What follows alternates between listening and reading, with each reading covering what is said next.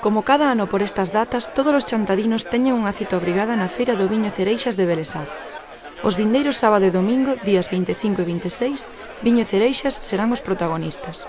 Esperemos que mellore a climatoloxía para esta data, porque, dende logo, é a mellor atracción que podemos ter da festa, a pesar, naturalmente, como é o protagonista o viño, e as cereixas, ainda que este ano, pois, hai, debido á adversa climatoloxía,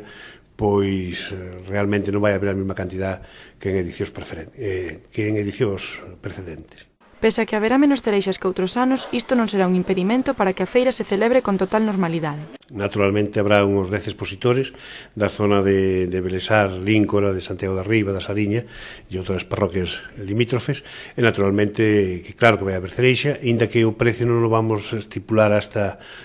o sábado da mañán, precisamente, pois, dependendo un pouco da cantidade e da calidad do produto.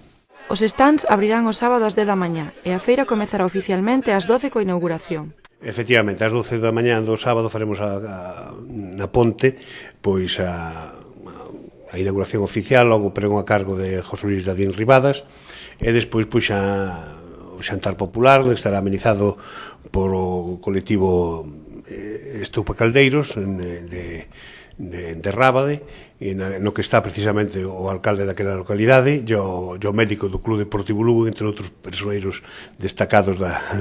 nosa provincia. E despois tamén habrá unha sesión vermú a cargo do Grupo Charol, que será que amenice tamén a festa ao longo da noite, non? E claro, naturalmente, pois habrá o viño, carne, empanada, churrasco, carne ao caldeiro, chirrichada, e todo o que queiran a disfrutar a xente que se acheguen ali pois nesta primeira xornada, non? Pero a feira non rematará o sábado, senón que o domingo tamén se continuará ata ben entrada a noite. O domingo, pois, algo similar tamén, coa charanga Polvos Bravos, co colectivo Sabrosito, que tamén amenizará a festa, e como dicíamos anteriormente, eu penso que o tempo, pois, se nos acompaña, pois vai ser un evento como outras edicións de moita xente, non? O entorno é extraordinario, é un dos referentes da Ribeira Sacra pola súa beleza, polo seu patrimonio, e danos a impresión de que se o tempo acompaña, a xente de Chantados, a Viñao e de outras comarcas limítrofes, pois vas a chegar a disfrutar desta festa, non? Unha feira que continuarán organizando mentres sexa posible para potenciar o viño e as cereixas da zona. Estamos aí esas adegas que xa dende fai 8 anos estamos loitando por manter e promocionar e potenciar este evento e os viños que como son un dos referentes dentro das